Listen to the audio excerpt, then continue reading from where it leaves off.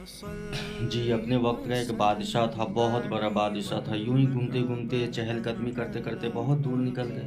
अब बहुत दूर चले गए तो उसको पता ही नहीं कि मैं कहाँ आ गया हूँ। अब उसको भूख और प्यास बहुत तेज लग गई। भूख प्यास बहुत तेज लग गई तो सामने में देखा तो एक बाग है, अनार का, बहुत खूबसूरत बहुत मस्त बाग था। अब उस बाग के अंदर गए तो देखे कि एक चचा बैठे हुए हैं, बूढ़ा है, ज़ईफ है। तो वो चचा से ये बोला कि चचा, हमें एक गिलास जूस पिला दीजिए, बहुत शिद्दत की प्यास लगी हुई है। क्योंकि ये बादशाह था, लेकिन वो चचा पहचान नहीं रहे कि ये बादशाह है। तो उन्होंने ला के पिला दिया। अब ला के पिलाया तो देखा कि ओहो, इतना उम्दा बाग, इतना अच्छा जायका, उसके नीयत में खराबी आ गई। अब उसके नीयत में खराबी आ गई तो दिले दिल में ये नियत किया कि इसको मैं अपनी हुकूमत में ले लूँगा। ये नियत किया। उसके बाद बोला कि बाबा एक गिलास और हमें पिला दे।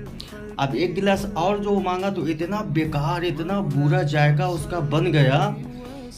तो बादशाह बोले कि चचा, ये वही अनार है, पहले वाले का इतना मस्त जायका था, अभी इसका इतना बेकार हो गया है। तो चचा ने बोला कि मेरे वक्त का बादशाह जो है, उसकी नीयत में बुराई आ गई है, उसकी नीयत खराब हो गई है। तो उसका असर ये सारे तमाम पेड़ पौधे पे उसका असर पड़ गया है। तो बादशाह जो थे, दिले दिल में तौबा किया, अल्लाह से माफ़ी मांगा।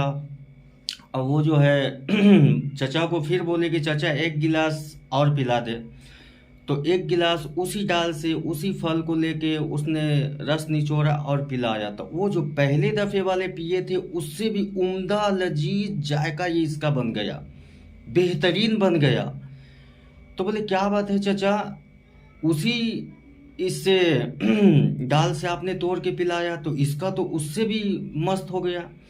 तो चचा ने कहा कि लगता है कि मेरे बादशाह की नीयत ठीक हो गई है, दुरुस्त हो गई है।